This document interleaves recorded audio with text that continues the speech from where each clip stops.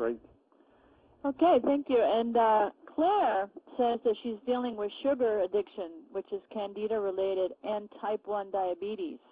So she says, what is the best course of action for diminishing intense sugar carb cravings? That she's doing the best she can to stick to the Hippocrates program. She's doing some chlorella, spirulina, wheatgrass, green juices, sprouts, and salads. But any advice would be appreciated immensely. Well, don't let me forget I want to put an addendum on this, but I'll answer the direct question first. Number one, you need protein.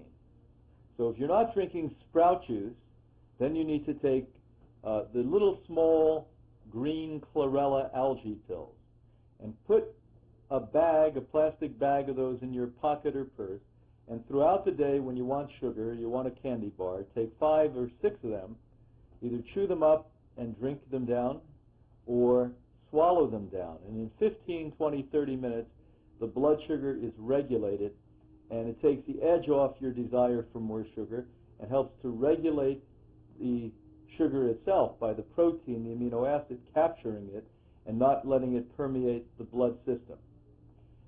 Number 2, stevia. I wish I had stevia when I had your problem.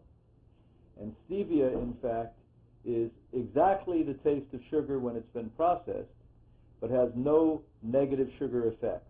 It's an odd form or a rare form of complex carbohydrate.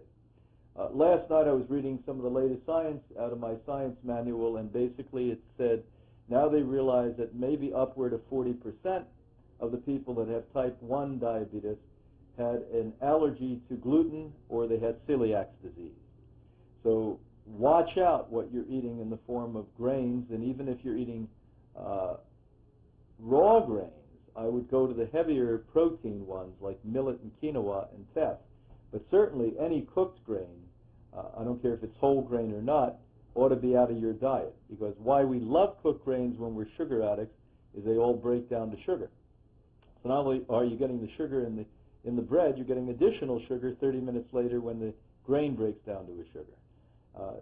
Type 1 diabetes is, again, something that one can manage much, much, much better when they're eating a pure Hippocrates living food diet. I wouldn't say all the living food diets are raw food diets. As a matter of fact, many of them acerbate it. Many of them make it a whole lot worse because it contains fruit and sugar, etc. in it. So that's my thought on all of that. So stevia is a good one for all you listening out there today who basically have a sugar problem fixed.